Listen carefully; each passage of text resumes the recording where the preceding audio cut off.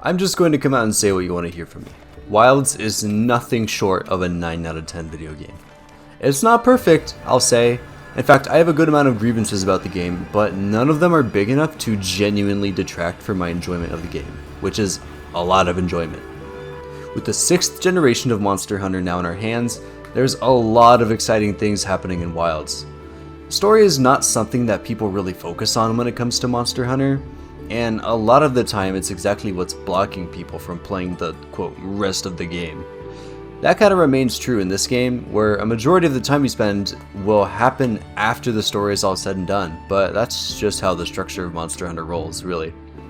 That being said, the story in Wilds feels way more like, well, a story. The cutscenes are cinematic, the set pieces are exciting, the characters are likable and interesting, and it's good. Monster Hunter games have a lot of unspoken lore to them that either gets mentioned in the background of the games, or the side material, or it was revealed to people in their dreams, who knows. But Wilds is the first game to really bring a lot of things back into relevance and actually confront them head on. While normally the stories continue through low rank and high rank, the developers realized with Monster Hunter World that a huge chunk of the player base stopped after low rank, meaning that they never got to experience the rest of the game. To amend this, Wilds takes the majority of the story in low rank. Yes, the story continues into high rank, but it's way more spread out and with much less of a focus than low rank was. High rank feels like the game is easing you into the freedom of endgame, where you pick your own monsters and dilly-dally around the maps. The low rank story ends up being around 11 to 15 hours depending on how much you're focusing on progression, and it's quite the journey. You spend a lot of time exploring the different locales, and you never spend much time in one place. You're moving from locale to locale fairly quickly. I didn't mind this, but I'm sure some people have an issue from not getting to stay in their locales for a very long time, but you can always just take a break from the story and go back to explore. You do also occasionally go back and forth between locales depending on what's happening in the story, so there's options. Your hunter is established from the very beginning as an actual experienced hunter, which is a breath of fresh air for the series. The newbie hunter protagonists were fine, and made sense that they were blank slates considering you, the player, may have also been in the situation where you were learning about the world along with them. With a game this plot heavy, I'm very glad that they turned this around and made your hunter knowledgeable on the profession. Hearing your hunter have their own takes on what is happening in the story makes it so that you can learn the world through them. And it also makes it more convincing that so many people are relying on your hunter's strength to pull through any roadblock. It can also provide some comedy. My friends made their hunter's voice the highest it could possibly go, and whenever they spoke in a cutscene it sounded like an alien just landed and is asking for a sip of dat dare Gogi Gola. Only real ones will understand that. If you're not convinced, then honestly, all you need to do is experience the cutscene right before the low rank final boss where your character just starts mogging a monster. Look, that's absolute cinema right there, okay? And speaking of spoilers, the story of the game is so interesting. The fact that they went and basically made a canon version of the Equal Dragon weapon and made it fit in the context of the game and story is nothing short of awesome. Seeing the Guardians was interesting at the time, and I know that not a lot of people were into the idea of artificial monsters, but I'm one that's interested in the lore of the games and thought it was so cool that they decided to really put their foot down and go all the way with this. And Zoshia's reveal, that was sick. From the fact that it 1 seems like an amalgamation of black dragons from the series, 2, your hunter verbally implies that he's aware of what it is or what its existence means, which is another bonus of having an experienced hunter. And 3, it shares not only a musical motif with Fatalis, but an attack from each version of Fatalis that's in the game. That's sick as heck. Friggin' pack it, yo. After you beat this thing to submission, it disappears from relevance and you never ever fight it again. You enter high rank and blitz through a quick storyline of how the frenzy is actually the entire reason that the Forbidden Lands are the way that they are. Somehow. Frenzy is in literally everything, everywhere, and Arkfeld evolved to be the top of the Frenzy food chain, meaning that he basically artificially became a crazy Frenzy monster without actually having Frenzy at all, if that makes sense. But anyway, badass hunter moment happens again, acknowledged, game over, you're done. The endgame of Wilds is a lot better than World at Rise was at launch. SD Shepherd made a short and sweet video where he talked about this more in depth, so go and check that out if you want. He actually goes point by point on why it is. But basically, there's more content in Wilds. There's more things to do at the end. We only have 1 month from launch before the first title update, but there's still a lot to do until that moment. The endgame gear has RNG to it, yes, but it's nowhere near as awful as the RNG was in Risebreak. On top of this, it's fairly easy to get. You look on your map, and if there's a big scary tempered monsters, yes, there's tempered monsters already in the game, they usually have really good rewards. Sometimes you can get quests with 2 monsters in it that provide even more rewards. Sometimes it can get pretty nutty, the amount of big red Ardean pieces that are on the screen on those quests. Ooh, that can get crazy. If your map absolutely blows and there's nothing good, then you can either answer SOS quests, since you get their rewards if completed, or you can just rest at your camp to reset the entire map. Yeah, like all locales, everything. In terms of the endgame monsters that you're going to be fighting a lot, there's the 4 tempered apexes, tempered Gormagala, and tempered Arkfeld. Arkfeld tends to be the best and most consistent. I hate fighting Gormagala. Call it a skill issue, it kinda is, but I call it an Ice Shard Cliffs issue, okay? We are not the same. Anyway, with 6 big endgame baddies, that's not too bad of a roster. Bored of slamming Arkfeld back into extinction, just fight a cool Jindahad with some normies and fail to the nuke. Got your god tier gear and are ready to just play the game? Well, don't you worry, because you get rewarded for that. Each monster, if you look at it in the hunter notes, gives you special titles depending on how many times you kill it. Typically it goes all the way up to 50, but certain monsters only go up to 30. There's also Zoshia, which you can't fight again. Cool, great. The titles you get from these can be used in your hunter profile, which replaces guild cards. It's a lot more customizable and pretty fun to decorate to your tastes, but I do hate that you can't send it like you could with a guild card. You have to go out of your way to check someone's profile through the member list, and to be honest, who is doing that? Half the time I actually do check this, they have a default character and don't even know what a hunter profile is, because they haven't changed anything at all. I love the extra levels of customization that we have now for these, but I really think we should go back to being able to collect them like trading cards. I mean, we literally have set nameplates with our name and hunter ID on it. Why can't there just be a little menu with saved hunter profiles and you can see their nameplates? Easy. It's like having Pokemon cards in your binder.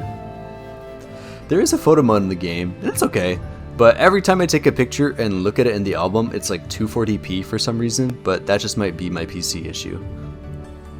Let me know if you have PS5 or a really high-end PC and if it's a lot better for you. But whatever, it's better to just Steam screenshot for me. The real fun is the pause function that you can do in single player. It lets you, get this, pause the game. But once you do, all the particle effects and everything that's happening are saved in time, and you get to look at this cool snapshot of whatever cool hunter thing you're doing at the moment. You can enter photo mode from a pause and take a picture, but you can't rotate or move the camera around when you pause, which I think is kind of rough. Makes it so that every single pause photo just has your hunter right smack in the middle of the screen. Rule of thirds ring, they want to come back, okay? Back to the game. If you got your endgame gear and you hunted a trillion of each monster, you may find that you're still itching for some more content. Look no further and let me introduce you to the world of crown hunting. Each monster can be larger or smaller than normal within a certain range. The largest and the smallest of these monsters will give you a golden crown in your hunter's notes after you hunt them. You need both the big and the small golden crown on every monster in order to get the achievement for those. If it sounds like a lot of work, yes, it is.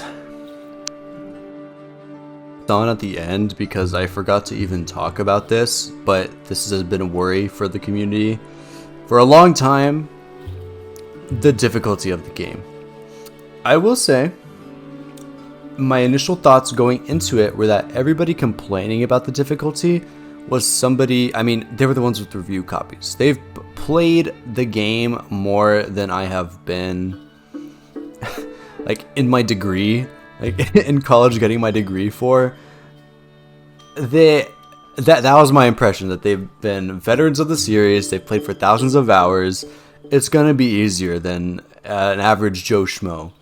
And I've played a good amount of Monster Hunter. I played World, Rise, and 4 Ultimate. I'm nowhere near the amount of hours that these other people are. So I played it, and I wouldn't say it's the most difficult game in the world, especially just getting through the story. I did cart a couple of times, and I think that is more indicative of... I feel like my experience is a little more indicative of what the average Joe Schmo might encounter. And I have experience with the game, so this is coming from someone who's familiar with Monster Hunter games. Like, you're gonna cart. It's fine. It has enough difficulty. Do I wish that things could be a little harder? Maybe. I guess I'd say so. I think the monsters could serve to have a little more health, because with the way the gameplay is focused around hyper aggressiveness, it's kind of like Bloodborne, where you get rewarded for being aggressive. There's the more you attack, the more their wounds open, the more you hit their wounds, the more they stagger, and on top of that there's like the status, paralysis, and sleep being super strong. You could go whole hunts in 7 minutes and the monster will not get their turn, like call PETA on your ass level animal abuse. It's crazy. So I think some of the times the hunts can go like very, very quickly, so I think they could have a little more health. But other than that, I think the difficulty is fine. Like slightly on the easy side, you could say, but I don't think it's so easy. It wasn't so easy that it took away from my experience, and I said that for like the rest of these issues. But really, it's not the difficulty is not the hardest thing in the world. It's not the easiest in the world. It could be worse. It could be a whole lot easier. I think it's at a decent spot in the middle, where it could be, it could be raised a little bit, but that's also why we're getting monsters above tempered monsters in the title update. We're getting the stronger fights, and these people, I feel like, are coming from the experience of not a base game title, but a post-expansion title, Master Rank, G Rank, you could say, where everything is a nuke, everything blows you up in one touch, like they have a trillion bajillion health, there's damage checks. That's not this. This is base game. You're gonna have your chickens and your frogs. You're gonna have the little, you're gonna have your tempered Archvelds at the top of the list, right? There's a range, okay? All that to say, I think the difficulty's fine. I think it's at a decent place. A little bit harder might be good, just a smidge, but we're getting harder monsters anyway. We're getting probably arc-tempered, I would guess. A level above tempered monsters, so that's what I have to say about that. I was slightly worried in the upcoming release for the game that when they said there was going to be dynamic music, I was getting a little bit of a flashback with Pokemon Scarlet and Violet and Paper Mario Origami King, where it's dynamic in the sense that they just reused the same song, but it's slightly different this time when you're in this area. And that's lame, and I was worried that WoW was gonna be the same way, but it's not. Instead, it took a more Nier Automata route, where each song ramps up depending on what's happening in the game, for the locales at least, I should say. And I think that it did it really well. It felt very seamless when playing, so I think that they did a very good job with that. So shout outs to whoever's the composer for this game. I don't even know if they're the same person from other past games or not. Actually, I'm not too familiar with the composers' names, but they did an incredible job with the Wild soundtrack. On top of that, the designs for this game are also absolutely top-notch. I really love all the monsters in this generation feel so unique so far. And especially the starting locale monsters, they look so good. I think Chatacabra is a way cooler design than Great Jagras ever dreamed he could be, right? Chemitris, Raydao, Alahara, I mean, the entire first locale is full of some incredible designs, and it just keeps going for the entire rest of the game. There's some absolute bangers. Like, my absolute favorite, Jin Dahad. Oh my god, he's so cool, and the way he like freezes himself against the wall, like he's grafting himself to the walls to hold on. That's so sick. But yeah, the designs in this game are also just absolutely top notch. I love Monster Hunter Wilds, and I'm so glad that I'm still loving it after 100 plus hours. But I do have a good amount of things to say in terms of things that I'm not so satisfied with. The big thing is the performance. I've been saying this ever since the betas, but the performance is kind of pathetic. Yes, they have optimized it since the betas, but it's simply not enough. Recommending a 4070 with a 32GB of RAM to get 60 frames per second on medium with frame generation is diabolical. They did improve that to a good 2060 Super 16GB RAM for 60 FPS on medium with frame generation, but come on. It should be illegal to count frame rate generated 60 FPS as the baseline. Call me crazy, but frame generation should be in like addition to whatever you're getting or basing your hardware off of. What most people end up experiencing is 15 to 30 frames per second. And then the frame generation is generating a shit ton of ghosting on the screen rather than actual quality frames. It's wild. You may be saying, well, that's PC. It runs so much better on PS5 since it's specifically designed for the platform. Not really. I mean, yes, it does run better and look better than, let's say, what I was seeing on my little rinky-dink PC, but the game still runs poorly on PS5, or at least not where it should. While advertising their PS5 Pro enhancements, they said with their chest that on balanced mode, PS5 Pro will get 45 frames per second. Are you serious? The device that's not only specifically designed to play video games, but also the device that Wilds was programmed natively on can't even run its own game without coughing and sputtering? On balanced mode? With consoles, there should never be any worry of being able to run games for the same generation. Never, ever. That's the entire point of the console to begin with. If there's a performance feature on the video game for console, you're doing something wrong. It should just be expected to run. Am I crazy for thinking that?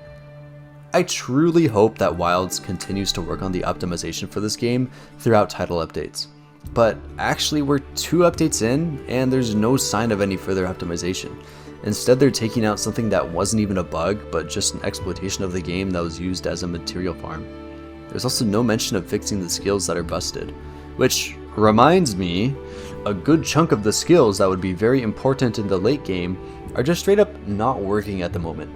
Flayer, a skill that lets you make more wounds on top of sometimes doing bonus damage, is a 5-level skill. It's best at level 2. It's bugged so that level 3, 4, and 5 are all performing worse than level 2. Rapid Morph potentially doesn't work at all, but it really doesn't work on Switch Axe. Critical Element does practically nothing. The buff from Burst doesn't do anything for bowguns. Focus doesn't work for Switch Axe Amped Gauge. Antivirus description is just wrong, giving 10% instead of the listed 15%. Part Breaker's inconsistent. Coalescence is inconsistent. Charge Master is inconsistent.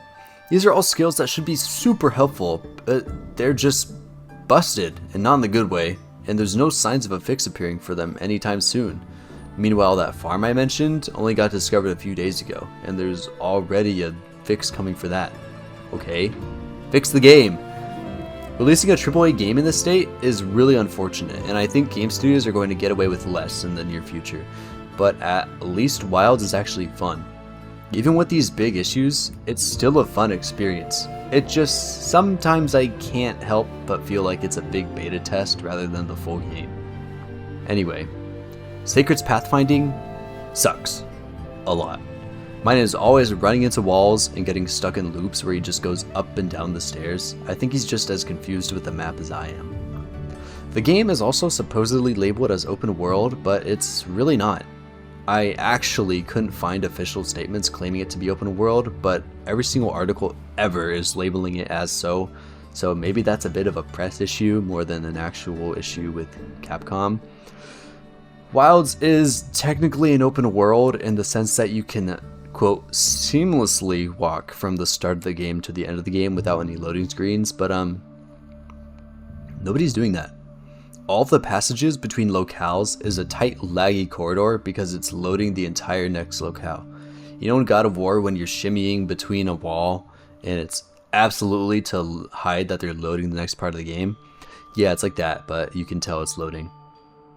We wouldn't have minded if it's just locales again, Capcom, because it really is just that. You end up just fast traveling to each campsite instead of walking there, so what was really the point? I feel like things may have been a little less laggy if the game wasn't trying to load the Scarlet Forest when I'm fighting Arkfeld on the north side of the plains. Also, comparing this, quote, open world game to an actual open world game like Red Dead or Skyrim or Breath of the World, I mean, come on, this is not an open world game. Okay? Which, again, I don't have a problem with, it's just like, yeah, it's not how it's advertised. Ice Shard Cliffs is my least favorite locale by far. It has some nice areas, but every time I decide to fight an Arkfeld or a Gormagala, they decide that it's a great idea to throw down in the smallest and tiniest bridges or hallways in the entire map. There's good arenas, there's good open spaces, go there. Why does Nursilla and Blanganga have to be the ones that stick around in the bigger areas? It never helps that Gore's Cape now somehow takes up my entire screen the whole hunt, so it's really a game of Camera Hunter instead of Monster Hunter. Ice Shard Cliffs issue, okay? Not having cats cook for us anymore is a bit of a miss in my eyes. Yes, we can cook on our own, but I don't really want to see a slab of meat with honey and cheese on it, or lettuce with honey. In the beta, I was convinced that the ingredient center would become the canteen place once the full game releases, but all they ever do is give you rations. Despite there being fruits and veggies behind them, the main Palico wearing a tomato beanie, which is fire I might add, but that's besides the point. You also get rations from Kona, so what's really the point of this? Are you guys even eating rations that often? With a barbecue spit, you can just eat anywhere, and you're probably eating before all your quests, so you'll rarely have the chance to use rations. If they really don't have the cats cooking for us, why not use the ingredient center as an ingredient center? I went the whole game in an ingredient shortage, ultimately opting to just use the beef on its own for the attack buff. Why is it difficult to get these ingredients? You can trade for them sometimes. That trade system is a little weird, but you need to give them whack items that you're not going to find on your journey through the story, so it's a bit of a weird call. In place of cat cooked meals, there's meals from the villages. These are so few and far between that I end up forgetting they're in the game sometimes. When I do decide to show up to one, they're just sitting there with a big fat axe over their head and I can't activate the meals. Sometimes they're not even on the map when I pull up. Okay. There's also a window that appears saying something like, oh, if your relations are good with them, they'll give you meals. Oh, yeah, okay. Alright. Sometimes quests on the map say that this monster is causing problems with settlements. I feel like if you do those quests, you should be rewarded with having the meals immediately at the ready for that locale. Or maybe doing those requests improve your relations so they are way more frequent. Do more quests, get more meals more often. Maybe you can add like a relation decay so they stop giving you meals as often if you stop doing those important quests for them. I don't know, I feel like that would incentivize like doing these big branch off random quests. Something, I don't know, it feels like very strange and inconsistent the way these meals work. There's also the hunter assistants. I forget what they're actually called. It's hunting friends or pals, but it's only Gemma and Werner. These are the most whatever details in the game. It's a cool idea on paper, but I never get the chance to use them because they show up whenever they feel like, and it's never when I'm able to actually use them. It's always during a quest and they appear in another locale. Alright, let me just put this Arkfeld on hold and go and fight him to, let's see, oh, you want me to fight a Yankutku? Alright, that's what's in the area. Great, I really understood that well. Gemma's is also just a glorified shock trap, which my Palico does anyway, and Werner's is a hydrogen bomb, but only if the monster hits it, so there's that, I guess. It's also, every time I have used it, he puts it right up against the wall, so it's really rough for me to use. After experiencing follower quests and Rise Break, this feels really underwhelming. I understand why we didn't get follower quests again. The amount of viable hunters in the story are pretty thin, and it seems like a lot of work. We did also get the support hunter feature, but that's like Olivia and then a bunch of nobodies. I like Olivia. Why couldn't we get Fabius? He's just standing there in base camp now in his grandpa clothes after not even being present for the entire story. Do something. Instead, he just glazes Gemma whenever you talk to him, which, okay, I kinda get that, to be honest, but do something! The Sacred, not to go back to the Sacred, got like 4 total pieces of armor. Come on. If we're seeing this dog lizard for the entire game, at least give us a little more customization for it. The cat gets a lot of armor. For some reason, it feels very rare to see locales in their plenty season, which is far and away when they look their absolute best. Follow looks ugly and dull, and sometimes Inclemency kind of does too. You fight the Apexes during Inclemency, and that's one of the endgame monsters to fight over and over again, so there's just not a lot of times where I ended up being like, whoa, this shit looks pretty, okay. The first time I saw Oilwell Basin in Plenty, I was shocked, like, why are you blue? I just wish we saw more color. Scarlet Forest during Plenty? Holy schmoly. Also, Ice Shard Cliffs hardly changes at all between seasons, so yeah, another Ice Shard Cliffs issue moment. I will say though, the hunt music there is my favorite probably. Pop-up camps feel like a cheap way to ditch the hunter home, and I don't really think they succeeded with it. The only reason I'm hanging out in the pop-up camp is when I'm AFK. You can set up chairs and stuff outside the pop-up camp, but the only time I'm hanging out there is when...